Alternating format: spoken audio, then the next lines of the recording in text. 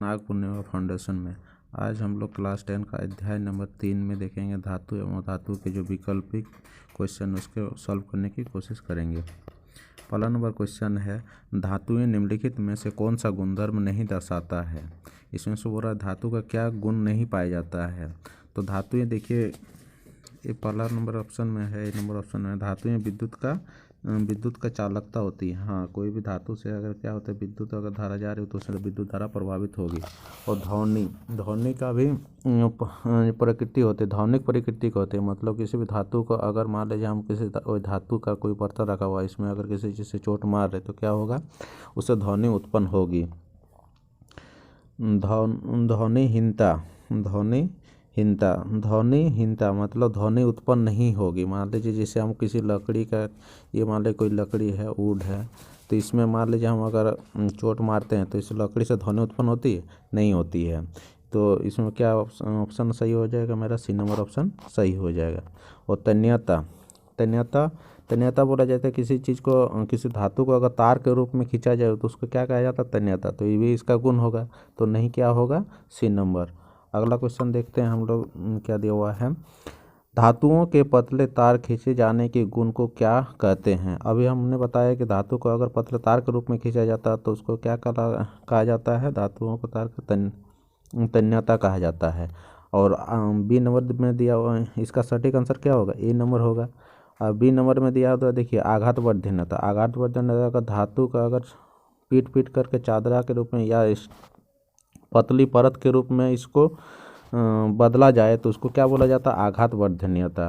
ध्वनिकता तो बता दी, जिससे ध्वनि उत्पन्न हो उसको ध्वनिकता कहते हैं। चालकता, विद्युत धारा की जो चाल ले जाए या उष्मा का चालन करे उसको क्या कहते हैं, चालकता कहते हैं। अगला क्वेश्चन देखते हैं। 3 नंबर बोला जा रहा है कि खाना पकाने के बर्तन में एल्यूमिनियम काम आता है। एल्यूमिनियम के कौन से गुणधर्म के लिए उत्तरदायी है। एल्यूमिनियम का कौन सा अगर गुण धर्म है जिसके कारण क्या होता है कि इससे खाना बर्तन में है उच्च उष्मीय चालकता। हाँ, अगर मान लीजिए कोई एल्यूमिनियम का बर्तन है, एल्यूमिनियम का बर्तन में अगर उष्मा का चालकता उच्च नहीं होगा तो जिससे क्या होगा, हम लोग खाना उससे में जल्दी नहीं बनेगा। और इसमें उष्मा अगर नीचे मान लीजिए उष्मा लकड़ी जला रहे हैं और कोई भी चीज़ जला रहे हैं तो क्या होगा, इसको उष्मा से मतलब जो हम लोग चावल पका रहे हैं या कुछ भी चीज़ पका रहे हैं तो उससे क्या होगा, चालकता ज़्यादा मात्रा में उसको मिलेगी तो जल्दी पकेगा। तो ये वाला तो हम लोग का ऑप्शन स्टेटमेंट सही हो जाएगा। उच्च विद्युत चालकता देखिए, यहाँ पर विद्युत चालकता का तो बात नहीं की गई है क्योंकि इसे खाना बनाने के लिए हम लोग को ही कर रहे हैं, तो विद्युत चालकता नहीं होगा। तन्यता भी नहीं होगा, तन्यता को उसको तार के रूप में खींचा जाने के लिए तन्यता होता है। और 4 नंबर ऑप्शन में देखिए मतलब स्टेटमेंट में दिया हुआ है उच्च गलनांक। हाँ, ये भी सही होगा क्योंकि उच्च गलनांक जब तक नहीं होगा तो मान लीजिए चावल को पकाने के लिए जितना ताप देंगे तो ऐसा होगा कि मान हम लोग का डेगची गल जाएगा, जो बर्तन है वही गल जाएगा। इसलिए क्या होगा, उसको एल्यूमिनियम का उच्च गलनांक होना चाहिए। तो इस हिसाब से हमारा स्टेटमेंट क्या सही हुआ है, 1 और 4 नंबर सही हुआ। तो इस हिसाब से आंसर क्या होगा, इसका सटीक आंसर होगा डी नंबर। अगला क्वेश्चन देखते हैं। निम्नलिखित में से कौन सी धातु ठंडे तथा गर्म जल से कोई अभिक्रिया नहीं करती है। इसमें बोला जा रहा है कि ठंडा और गर्म जल से कोई भी अभिक्रिया नहीं करती है। तो हम लोग इसमें देखेंगे क्वेश्चन नंबर 4 में देखते हैं, निम्नलिखित में से कौन से धातु ठंडे तथा गर्म जल से कोई अभिक्रिया नहीं करती है, कोई क्रिया नहीं करती है। तो कौन सा तत्व होगा कि जो ठंडे या गर्म जल से कोई भी अभिक्रिया नहीं करेगी। तो हम लोग अभिक्रियाशीलता के लिए एक टेबल जानते हैं, जिससे उसको बोला जाता है, क्या बोला जाता है, पोटेशियम रहता है ऊपर में, उसके बाद रहता है सोडियम रहता है, उसके बाद कैल्शियम रहता है, उसके बाद मैग्नीशियम रहता है ना, उसके बाद एल्यूमिनियम रहता है, उसके बाद जेडन रहता है और उसके बाद एफ रहता है, उसके बाद पीबी रहता है, उसके बाद एच रहता है, उसके बाद सीयू रहता है, उसके बाद एच जी रहता है, उसके बाद ए जी रहता है, उसके बाद एयू रहता है। इसको आप लोग याद रख सकते हैं, खाना खा लो, मांगे आलू, जान फिर भी है क्यों, ऐसा करके आप याद से रख सकते हैं। तो निम्नलिखित में से कौन से धातु ठंडे या गर्म जल से अभिक्रिया नहीं करती है? तो अभिक्रियाशीलता में सबसे नीचे कौन आ रहा है? देखिए यहाँ पर लिखे हुए हैं इसको Fe, तो इसलिए इसका क्या आंसर, सटीक आंसर हो गया Fe। अगला क्वेश्चन देखते हैं। 5वां नंबर क्वेश्चन है आयरन तथा भाप की लंबे समय तक अभिक्रिया से आयरन का निम्नलिखित में से कौन से ऑक्साइड प्राप्त होते हैं? और मान लीजिए आयरन और भाप जलवाष्प को अगर मान लीजिए बहुत लंबे समय तक अभिक्रिया कराते हैं तो इसमें से क्या बनेगी? तो इसका आयरन ऑक्साइड बनेगा, आयरन ऑक्साइड। तो आयरन ऑक्साइड का सूत्र क्या होता है? Fe3O4। ये है आयरन ऑक्साइड का सूत्र। ये अभिक्रिया आयरन लंबे समय से अभिक्रिया करके ये तत्व बनाता है। तो इसका सटीक आंसर क्या हो जाएगा? सी नंबर हो जाएगा। अगला नंबर क्वेश्चन देखते हैं। 6 नंबर क्वेश्चन देखते हैं। क्या होता है जब कैल्शियम को जल के साथ अभिक्रित किया जाता है? जब कैल्शियम के जल के साथ क्या करते हैं? अभिक्रिया कराते हैं तो क्या होता है? 6 नंबर क्वेश्चन है, कैल्शियम को अगर जल के साथ अभिक्रिया कराते हैं तो क्या होता है? यह जल के साथ क्या करती है? यह जल से अभिक्रिया नहीं करती। नहीं, कैल्शियम तो क्या रिएक्टिव है। जैसे हम लोग रिएक्टिव टेबल में देखें, कैल्शियम पोटेशियम होता है, सोडियम होता है, उसके बाद पोटेशियम सोडियम होता है, उसके बाद कैल्शियम होता है। तो बहुत ज़्यादा रिएक्टिव एलिमेंट में है, इसलिए क्या होगा? रिएक्टिव तो करेगा। तो इसका ये वाला गलत हो जाएगा स्टेटमेंट। यह जल से प्रचंड क्रिया करती है। क्या होती है? प्रचंड क्रिया करती है। प्रचंड क्रिया करेगी नहीं, लेकिन क्रिया करती है, लेकिन प्रचंड क्रिया नहीं करती है। यह जल से कम प्रचंड क्रिया करती है। हाँ, क्या होती है? ये स्टेटमेंट सही है, क्योंकि जल से ये अभिक्रिया करती है, लेकिन बहुत ज़्यादा तीव्र गति से अभिक्रिया नहीं करती। अगर तीव्र गति से करती तो जल से प्रचंड अभिक्रिया वाला हम लोग का स्टेटमेंट सही होता है। चौथा नंबर में दिया हुआ है, बने हुए हाइड्रोजन गैस को बुलबुले कैल्शियम की सतह पर चिपकते हैं। हाँ, ये वाला भी सही होगा। काहे कि कैल्शियम को अगर जल के साथ अभिक्रिया करता है, जो हाइड्रोजन गैस की बनती है, उसके कैल्शियम की सतह पर क्या होता है? चिपक जाता है। उस हिसाब से हम लोग का आंसर क्या हो जाएगा? डी ऑप्शन नंबर में है 1 और 3 और 4। तो इसलिए इसका सटीक आंसर क्या हो जाएगा? 3 और 4। अगला क्वेश्चन देखते हैं। 7 नंबर क्वेश्चन में दिया हुआ है, धातुएं सामान्यतः अम्लों से अभिक्रिया कर लवण तथा हाइड्रोजन गैस देती है। निम्नलिखित में से कौन सा धातुएं मैग्नीशियम से मैग्नीज और के अतिरिक्त से अभिक्रिया कर हाइड्रोजन गैस नहीं देता है? इसमें बोल रहा है कि किसी भी धातु के क्या हो रही है? हाइड्रोजन से अभिक्रिया करके मतलब लवण मतलब अम्लों से अभिक्रिया करके लवण तथा हाइड्रोजन गैस देती है। कौन सा ऐसा तत्व है, मतलब एलिमेंट यौगिक है, जो क्या करता है? हाइड्रोजन गैस नहीं देता है। कौन सा ऐसा यौगिक होगा हाइड्रोजन गैस देगा नहीं देगा? तो देखिए H2SO4 की क्या करती है? धातुओं के साथ अभिक्रिया करके हाइड्रोजन गैस देती है। HCl भी देगी, लेकिन हम लोग का जो HNO3 है, HNO3 गैस है, हम लोग का हाइड्रोजन गैस नहीं देती है और ना ही मतलब लवण का निर्माण करती है। तो इसका सटीक आंसर क्या हो जाएगा? 7 का सी नंबर हो जाएगा। 7 का सी नंबर। अगला क्वेश्चन चलते हैं। एक्वा रिजिया के संयोजन है। एक्वा रिजिया पहले हम लोग जानते हैं कि एक्वा रिजिया होता क्या है। एक्वा रिजिया होता क्या है? एक्वा रिजिया देखिए किसका नाम है? एक्वा रिजिया लोहा मतलब सबसे प्रबल मतलब अम्ल, 2 अम्लों को मिलाकर के सबसे प्रबल अम्ल बुलाया जाता है। मतलब इतना मजबूत होता है, मतलब इतना शक्तिशाली होता है कि सोना को भी इसमें क्या होता है? गला देते हैं। एक्वा रिजिया में अगर सोना रखेंगे या कुछ भी चीज़ रखें, सोना रखेंगे तो उसको क्या होगा? सोना को भी गला देगा। तो वो चीज़ क्या होता है? शक्तिशाली एसिड होता है और 2 एसिड का मेल से बनता है। उसमें से एक एसिड रहता है HNO3 रहता है और एक और रहता है HCl। तो उसमें किस अनुपात में रहता है? तो हम लोग उसको देखना है। देखिए अब मान लीजिए तनु मतलब आप लोग को पता है कि तनु मतलब पतला होता है, तो तनु तो नहीं रहेगा, इसलिए हम लोग सांद्र को देखेंगे। सांद्र किस में है? दोनों में सांद्र होना चाहिए। कि सांद्र मतलब जो शक्तिशाली बोला जाता है उसको मान लीजिए हम लोग साइंस के भाषा में, केमिस्ट्री के भाषा में सांद्र बोला जाता है। तो देखिए पहले हम लोग का तनु तो देखिए कि पतला होता है, इसका मतलब तनु तो होगा नहीं, इसमें सांद्र है, लेकिन ये वाला ऑप्शन नहीं होगा, काहे कि एक में तनु आ गया। ये वाला भी देखेंगे तो एक में तनु आ गया, तो ये वाला भी नहीं होगा। उसके बाद देखिए दोनों में तनु, तो तनु तो होगा ही नहीं, तो इसीलिए इसी हम लोग बिना जाने हुए भी सांद्र सांद्र इसमें ऑप्शन सी नंबर को हम लोग इसे आसानी से ही कर सकते हैं। इसे आप लोग जान लीजिए HCl 3 मात्रा में 3 अनुपात में रहती है और सांद्र HNO3 क्या होती है 1 अनुपात में रहती है। इसका सटीक आंसर क्या हो जाएगा, सी नंबर हो जाएगा। अगला क्वेश्चन देखते हैं, 9 नंबर क्वेश्चन है, निम्नलिखित में से कौन सा आयनिक यौगिक नहीं है। कौन सा आयनिक यौगिक नहीं है। आयनिक यौगिक किसको बोलते हैं। अब हम लोग यहाँ समझने के लिए है कि आयनिक यौगिक किसको बोला जाता है। आयनिक यौगिक जिसमें क्या होता है, एक धातु और प्लस एक अधातु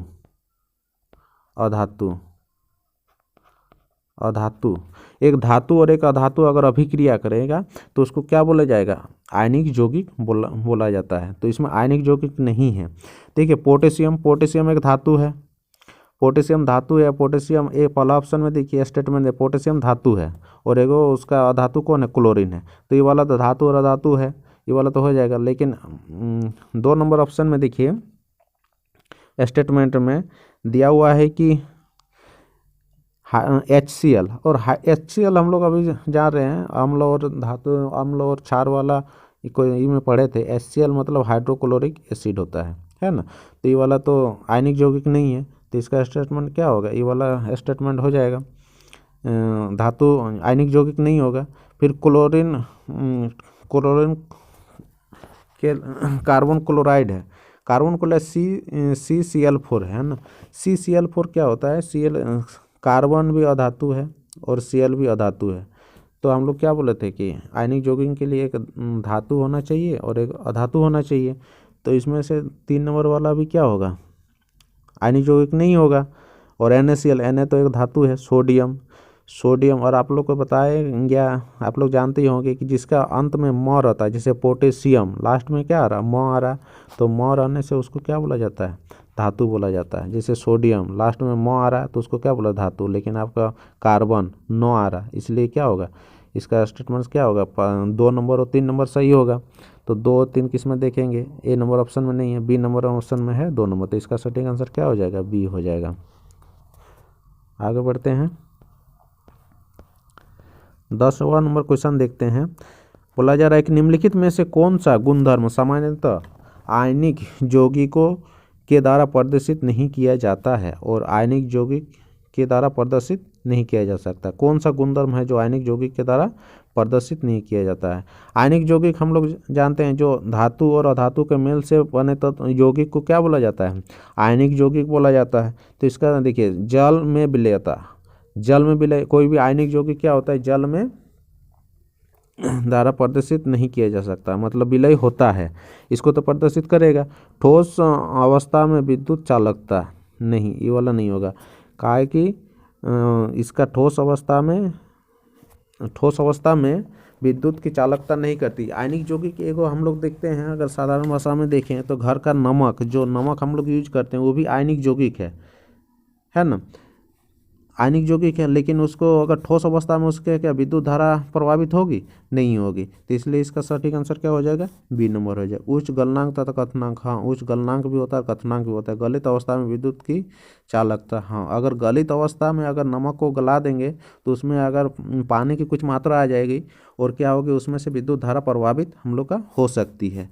तो इससे इसका मतलब सटीक आंसर क्या हो जाएगा, बी नंबर हो जाएगा। ठोस अवस्था में विद्युत की चालकता नहीं करती है, इसको प्रदर्शित नहीं किया जाता है ना, किसी आयनिक यौगिक द्वारा। अगला क्वेश्चन देखते हैं, 11 नंबर क्वेश्चन में क्या दिया हुआ है। निम्नलिखित में से कौन सी धातुएं प्रकृति में निम्नलिखित में से कौन सी धातुएं प्रकृति अवस्था में पाई जाती है। मतलब प्रकृति अवस्था में पाई जाती है, कहने का मतलब है कि जमीन के अंदर पाई जाती है। और मतलब क्या, जिसको बोला जाता है कि मतलब उसमें संक्षारण उतना ज़्यादा मात्रा में ना हो, मतलब प्रकृति में मुक्त अवस्था में पाई जाती हैं, जिसको हम लोग बोल सकते हैं।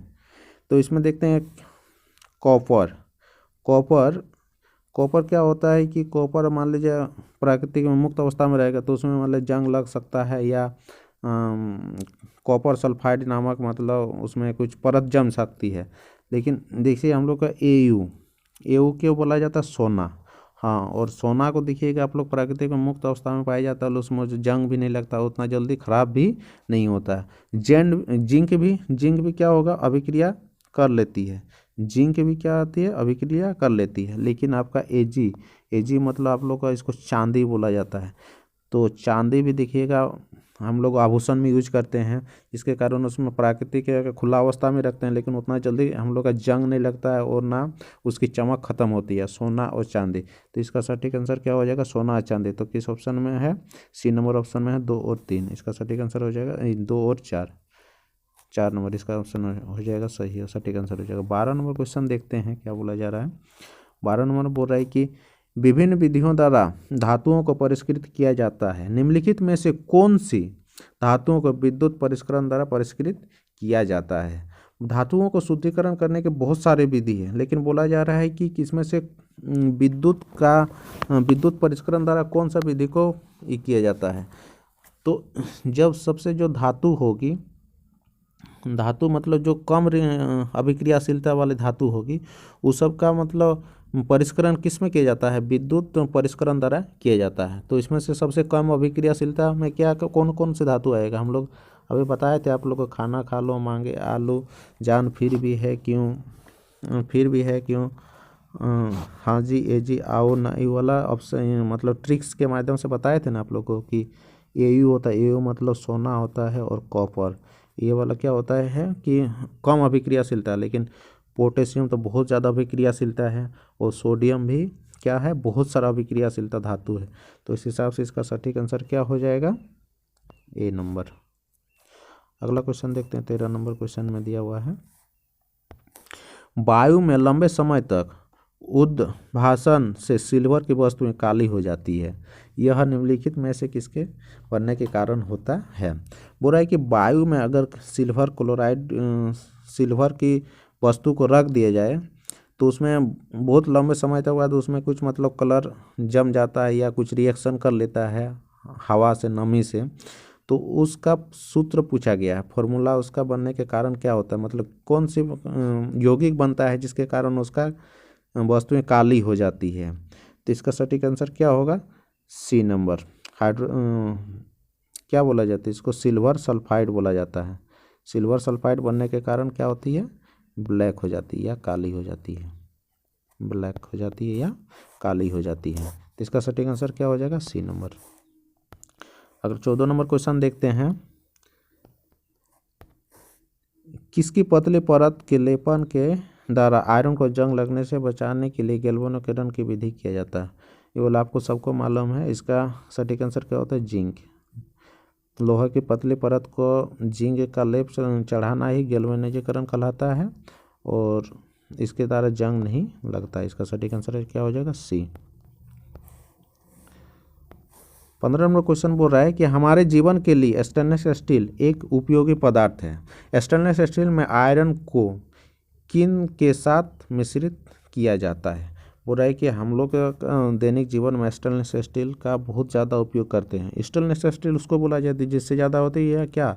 चमक होती है, और जिसमें जल्दी से जंग नहीं लगता है। हम लोग अगर यूज में देखा जाए तो स्टील जो होता है, स्टील में किसका उपयोग किया जाता है? स्टेनलेस स्टील का ही किया जाता है। या कुछ भी हम लोग घर में सजावट वाले चीज़ों में क्या करते हैं? स्टेनलेस स्टील का उपयोग करते हैं। तो उसमें कौन धातु, दो धातुओं का मेल से स्टेनलेस स्टील बनाया जाता है? तो क्या होगा? निकल और क्रोमियम। पहला ऑप्शन ही, ए नंबर ऑप्शन ही क्या होगा? सही होगा। निकल और क्रोमियम का मेल से ही क्या बनाया जाता है? स्टेनलेस स्टील बनाया जाता है। कॉपर और क्रोमियम का नहीं रहता है, निकल और क्रोमियम का भी नहीं रहता है, कॉपर और सोना का तो रहेगा ही नहीं, क्या सोना तो बहुत ज़्यादा महंगा है, ये तो होगा ही नहीं इसे भी। और निकल और कॉपर देखिए, कॉपर में तो उतना चमक नहीं होती है। कॉपर का आप लोग कलर घर में देखो होंगे भूरा टाइप का होता है, तो कॉपर में तो कलर होगा ही नहीं, और इसमें भी कॉपर है, इसलिए इसका चमक चाहिए तो निकल और क्रोमियम। इसका सटीक आंसर क्या हो जाएगा? ए नंबर हो जाएगा। अगला क्वेश्चन देखते हैं, 16 नंबर क्वेश्चन में देखते हैं। बोला जा रहा है कि यदि कॉपर को वायु में खुला रखा जाता है तो यह आसानी से चमकीली भूरी सतह खो देता है। है ना, चमकीली जो भूरी सतह है, कॉपर में बताया अभी कि उसका भूरा टाइप का कलर होता है तथा हरे रंग की परत प्राप्त करता है, जिसका निर्माण के कारण होता है। किसके निर्माण के कारण इसमें हरा रंग का परत चढ़ जाता है? 16 नंबर क्वेश्चन है। तो copper chloride, copper chloride CuCO3 है ना, कॉपर कार्बोनेट बोलते हैं इसको। कॉपर सल्फाइड होता है, नहीं, कॉपर कार्बोनेट होता है। इसका कॉपर कार्बोनेट, उसका भूरे रंग का जो परत होता है कॉपर कार्बोनेट बोला जाता है। अगला क्वेश्चन देखते हैं। सामान्यतः ठोस प्रकृति की होती है। धातु ये बोला जा रहा है कि सामान्यतः ठोस प्रकृति होती है। कोई भी धातु हम लोग देखते हैं तो ठोस अवस्था में, जैसे लोहा, सोना, चांदी, है ना, ये सब क्या, तो ठोस अवस्था में रहते हैं। निम्नलिखित में से कौन सी धातु कमरे के ताप पर मतलब द्रव अवस्था में रहती है? बोल रहा है कि ऐसा कौन सी धातु है जो कमरे के ताप पर भी क्या होती है, द्रव अवस्था में रहती है? तो इसका आप लोग सटीक आंसर जाते हैं पारा, मरकरी, जिसको मरकरी क्या होती है, एक धातु है लेकिन उसको कमरे के ताप पर भी गलित अवस्था में पाया जाता है, या नहीं तो द्रव अवस्था में बोल सकते हैं हम लोग उसको, द्रव अवस्था में पाया जाता है। मरकरी का Hg का उपयोग हम लोग देखते हैं, जो डॉक्टरी थर्मामीटर होता है उसमें पारा का उपयोग किया जाता है। सोडियम तो आप लोग जान नहीं रहे हैं, सोडियम क्या बहुत अभिक्रियाशीलता तत्व है, जिसको क्या करता है, मिट्टी का तेल में डुबो कर रखा जाता है। Fe के सोना Fe बोल रहे हैं, Fe लोहा है, लोहा के बारे में आप लोग जानते ही हैं, लोहा से मतलब कोई भी पुल या रेलवे ट्रैक सब बना होता है। क्रोमियम किसी चीज़ में चमक और सख्त लचीलापन लाने के लिए उसका क्रोमियम का यूज कर सकते हैं। इससे पहले हम लोग देखे निकेल, स्टेनलेस स्टील में निकेल प्लस क्या था, क्रोमियम था। अगला क्वेश्चन देखते हैं। इसका उस हिसाब से 17 नंबर का सटीक आंसर क्या हो जाएगा, डी नंबर। अगला क्वेश्चन देखते हैं 18 नंबर। निम्नलिखित में से कौन सी धातुएं गलित अवस्था में उसके क्लोराइड के विद्युत अपघटन से प्राप्त होते हैं? और गलित अवस्था में क्या होता है, उसका विद्युत अपघटन से प्राप्त होता है। 18 नंबर क्वेश्चन है। तो गलित अवस्था में विद्युत अपघटन से प्राप्त होता है। विद्युत अपघटन से किसको हम लोग प्राप्त कर सकते हैं? विद्युत अपघटन से किसको हम लोग प्राप्त कर सकते हैं? तो देखिए, विद्युत अपघटन से क्या क्या प्राप्त किया जाता है? सोडियम प्राप्त किया जाता है, और सोडियम प्राप्त किया जाता है, और कैल्शियम विद्युत अपघटन से प्राप्त किया जाता है। और इसको तो हम लोग अभी चर्चा किए थे, Fe+Cu क्या थे, अभिक्रियाशीलता में कम है, इसके लिए इसका किससे प्राप्त किया जाता है? गलित अवस्था में उसको क्लोराइड से प्राप्त किया जाता है। इसको ऐसे नहीं प्राप्त किया जाता है, इसको विद्युत परिष्करण द्वारा प्राप्त किया जाता है। और विद्युत अपघटन अगर पूछेगा तो हम लोग क्या करेंगे, जो अभिक्रियाशीलता ज़्यादा में होगा उस सबको प्राप्त किया जाता है। तो Na+Ca, इसको सोडियम और कैल्शियम बोला जाता है। तो कौन सा ऑप्शन में सोडियम कैल्शियम है? और ऑप्शन नंबर कितना में? ऑप्शन नंबर हम लोग देखेंगे डी में, 1 और 2। तो इसका सटीक आंसर क्या हो जाएगा, डी नंबर। अगला क्वेश्चन देखते हैं, 19 नंबर क्वेश्चन है। सामान्यतः धातु चमकीली नहीं होती है, निम्नलिखित में से कौन सी अधातु चमकीली है? बोल रहा है कि सभी धातु क्या, अधातु बोल रहा है जरा, सॉरी, सभी अधातु क्या होती है, चमकीली नहीं होती है। अधातु में जैसे हम लोग का लकड़ी हो गया, और भी जैसे हाइड्रोजन हो गया, ये सब क्या है, अधातु है। लिथियम तो धातु है, सॉरी। अधातु में जैसे गैस सब आता है, ज़्यादातर अधिक मात्रा में गैस आता है, और भी तत्व आता है जो अधातु है। तो इसमें बोल रहा है कि चमकीला नहीं है, लेकिन ऐसा कोई धातु है जो चमकीला आता है। सल्फर, जैसे सल्फर अधातु है, तो ये क्या चमकता नहीं, चमकता नहीं। ऑक्सीजन भी अधातु है लेकिन चमकता नहीं है। नाइट्रोजन भी अधातु है, अधिकतर गैस में ही अधातु में आता है, और भी तत्व भी आते हैं। लेकिन आयोडीन मतलब नमक होता है, जो नमक का पत्थर आप लोग देखे हैं, अधातु है, लेकिन इसमें क्या होती है, चमक पाई जाती है। तो इसका सटीक आंसर क्या हो जाएगा, डी नंबर हो जाएगा। अगला क्वेश्चन में आते हैं। निम्नलिखित 4 धातुओं में से कौन सी उसके लवण के विलयन से अन्य 3 धातुओं द्वारा विस्थापित की जा सकती है? विस्थापित की जा सकती है। तो विस्थापित क्यों होता है? जो ज़्यादा अभिक्रियाशीलता होगी वो नीचे वाले तत्व, मतलब जो ऊपर रहेगा, जैसे हम लोग ऊपर सबसे देखते हैं पोटेशियम रहता है, और नीचे रहता है Au, रहता है ना Au। तो Au को क्या करेगा, पोटेशियम क्या करेगा, विस्थापित कर देगा। कहाँ है कि पोटेशियम ज़्यादा अभिक्रियाशीलता का श्रेणी में सबसे ऊपर है। तो अभिक्रियाशीलता श्रेणी में जो सबसे ऊपर रहेगा वो क्या करेगा, नीचे वाले तत्वों को विस्थापित करते जाएगा।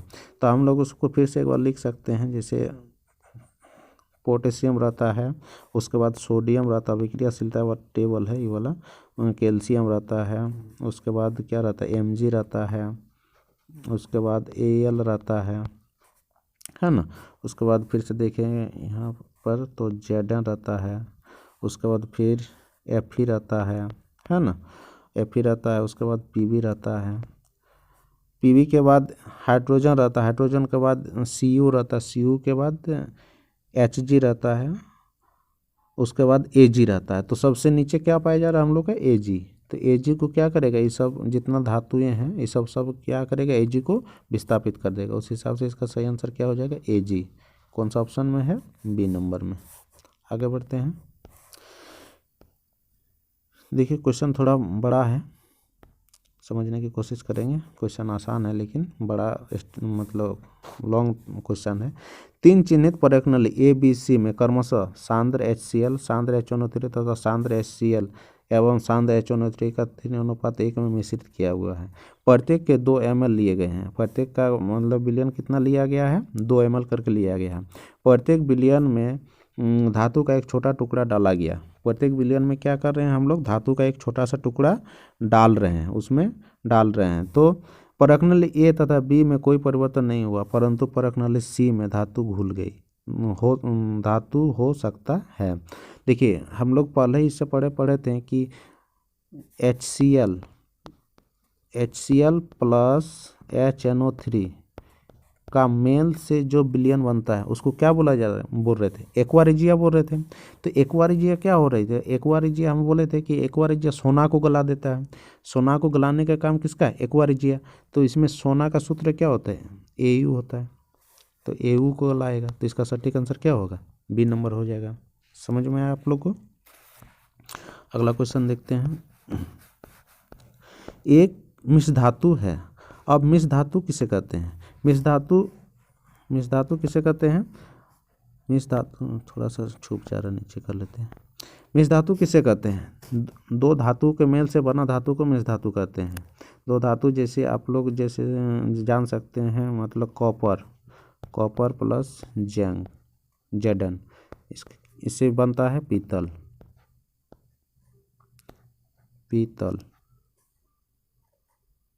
तो लो होगा, है ना, पीतल बनता है। तो कॉपर प्लस जिंक से बनता है पीतल। उसी तरह इसको क्या, पीतल को क्या बोल सकते हैं, मिश्र धातु बोल सकते हैं। टीन को भी मिश्र धातु बोला जाता है। तो मिश्र धातु एक क्या है, एक तत्व तो नहीं है, एक तत्व नहीं होगा, एक यौगिक है, एक यौगिक भी नहीं है, एक समांगी मिश्रण। हाँ, एक समांगी मिश्रण किसको बोला जाता है, और उसमें डी नंबर ऑप्शन में देखिए विषमांगी मिश्रण भी है। तो विषमांगी जिसमें किसी चीज़ को समान मात्रा में मिलाया जाए, मतलब एक निश्चित अनुपात में मिलाना पड़ेगा। इसको मान लीजिए 20% लिए तो इसको 80% लिए, तो इसको क्या बोला जाता है, समांगी मिश्रण। हमेशा इस मात्रा में मिलाएंगे ही तो क्या होगा, मतलब ये वाला मिश्र धातु बनेगा। तो इसको क्या बोला जाता है, समांगी मिश्रण। विषमांगी मिश्रण मतलब किसी भी अनुपात में मिला लिए, इसको कभी 35 ले लिए, 80 ले लिए, 30 ले लिए, इसी तरह से मतलब 70 ले लिए। तो अलग अलग टाइप से लेने को क्या बोला जाता है, विषमांगी मिश्रण। लेकिन एक समान मात्रा में लेंगे तो उसको विषमांगी। तो मिश्र धातु में क्या होता है, एक समांगी मिश्रण होता है, मतलब समान मात्रा में किसी 2 तत्वों को मिलाने से जो मतलब मिश्र धातु बनता है उसी को मिला सकते हैं, उसी तत्वों को। अलग अलग तत्व मिलाने से वो मतलब मिश्र धातु हम लोग का प्राप्त नहीं होगा। इसलिए सटीक आंसर क्या हो जाएगा, सी नंबर हो जाएगा। 23 नंबर क्वेश्चन बोला जा रहा है, एक विद्युत अपघटन सेल बनता है। जो विद्युत का जो अपघटनी सेल होता है, किस चीज़ का सेल बनता है, मतलब किस चीज़ से बना होता है, किस चीज़ से बना होता है। देखिए धनावेशित कैथोड से, धनावेशित कैथोड से तो नहीं होगा। बी नंबर दूसरा नंबर स्टेटमेंट, ऋणावेशित कैथोड। ऋणावेशित कैथोड में तो, एनोड में तो धनावेशित रहता है, ऋणावेशित कैसे होगा, धनावेशित एनोड। हाँ, एनोड में हमेशा क्या रहता है, एनोड में क्या रहता है, धनावेशित रहता है। एनोड में प्लस चार्ज रहता है। और अगला नंबर स्टेटमेंट में है ऋणावेशित कैथोड। हाँ, कैथोड में हमेशा कैथोड में क्या होता है, ऋणावेशित रहता है। तो इस हिसाब से इसका सही स्टेटमेंट क्या हो जाएगा, दोनों हो जाएगा, 3 और 4। तो हम लोग देखेंगे कौन सा ऑप्शन में 3 और 4 है। ऑप्शन नंबर बी में 3 और 4 है। इसका सटीक आंसर क्या हो जाएगा? बी नंबर 3 और 4। अगला नंबर क्वेश्चन देखते हैं। जिंक के विद्युत परिष्करण के दौरान यह जिंक का अगर विद्युत परिष्करण कर रहे हैं तो यह कैसा हो जाएगा? कैथोड पर निक्षेपित होता है। कैथोड पर निक्षेपित होता है। हाँ, कैथोड पर क्या होगा? निक्षेपित होता है। इसका सही आंसर क्या हो जाएगा? कैथोड पर निक्षेपित होता है। एनोड पर निक्षेपित होता है? नहीं, एनोड पर निक्षेपित नहीं होता है। जिंक को अगर विद्युत परिष्करण करेंगे तो क्या होगा? कैथोड पर। कैथोड मतलब ऋण आवेशित वाला जो विलयन रहता है। मान लीजिए किसी विलयन में 2 रॉड रहता है, एगो एनोड रहता है, एगो कैथोड रहता है ना, और इसको ऐसे विलयन में रखा जाता है। तो जिंक का विद्युत परिष्करण के दौरान क्या होगा? कैथोड पर क्या है कि कैथोड पर ऋण आवेश रहता है और एनोड पर प्लस आवेश रहता है। तो जिंक क्या है? धातु है। धातु क्या करेगा? प्लस आवेशित रहता है। प्लस आवेशित किसके ऊपर रिएक्टिव करेगा? माइनस के चलते। तो माइनस किस में पाया जाता है? कैथोड में। तो कैथोड पर निक्षेपित होता है, मतलब उधर जाके जम जाता है। अगला क्वेश्चन देखते हैं। 25 नंबर क्वेश्चन क्या बोल रहा है? एक तत्व ए मुलायम है तथा उसे चाकू से आसानी से काटा जा रहा है। तो इसको मान लीजिए कोई भी धातु है जो जिसको चाकू से काटा जाता है, उसको सोडियम होता है। आगे देखते हैं क्या लिख रहा है। यह वायु से वायु के प्रति अत्यधिक अभिक्रियाशीलता है तथा वायु में खुला नहीं रखा जा सकता है। हाँ, वायु में इसको खुला नहीं जा सकता। कौन सा धातु? सोडियम को मिट्टी का तेल में डुबाया जाता है। पहले ही आप लोग को बताए थे।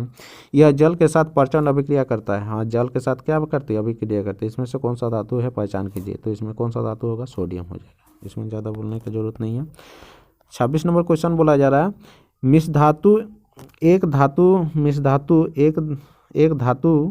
का धातु अथवा धातु के साथ समांगी मिश्रण है ना। निम्नलिखित में से कौन सी मिश्र धातु उसके अवयव में एक अधातु रखती है?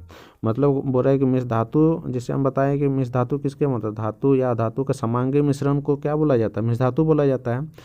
तो इसमें पूछा जा रहा है कि मिश्र धातु उनके अवयव का एक अधातु रखती है। बोले कौन सा मिश्र धातु है जिसमें क्या होती है? एक अधातु रखती है। अधातु रखती है तो स्टील रखती है। कौन सा धातु रखती है? आप लोग को पता होगा, कार्बन रखती है। स्टील में क्या होता है? कार्बन मिश्रित होता है।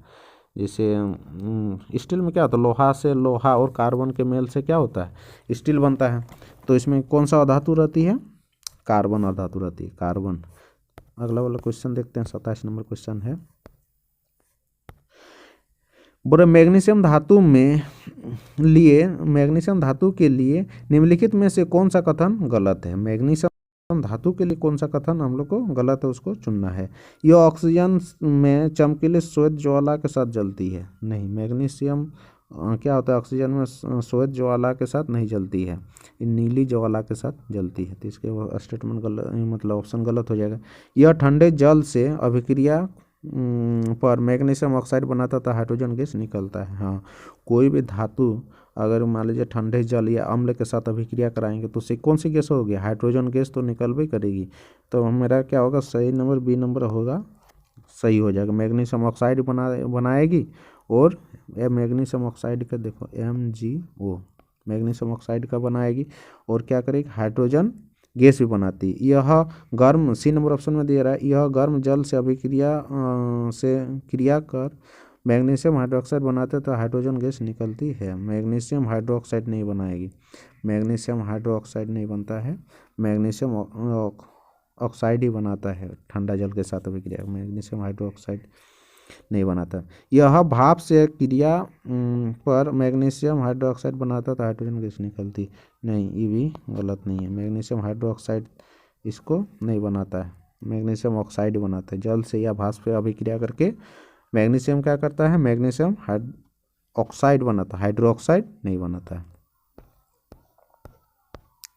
28 नंबर क्वेश्चन में बोल रहा है निम्नलिखित में से कौन सी मिश्र धातु में मरकरी उसके एक अवयव के रूप में होता है? अब मिश्र धातु बोल रहा है, मिश्र धातु में मरकरी उसके अवयव में रहता है, मतलब एक एलिमेंट के रूप में मिश्र धातु में मरकरी भी रह रहा है। तो इसका सटीक आंसर क्या होगा? Zinc amalgam. अमलगम का दूसरा नाम मरकरी भी बोला जाता है। आप लोग सुने होंगे कभी कभी। जिंक अमलगम को क्या बोला जाता है? मरकरी। इसमें भी नहीं रहता है, इसमें भी नहीं रहता है, इसमें भी नहीं रहता, लेकिन इसका सटीक आंसर क्या होगा?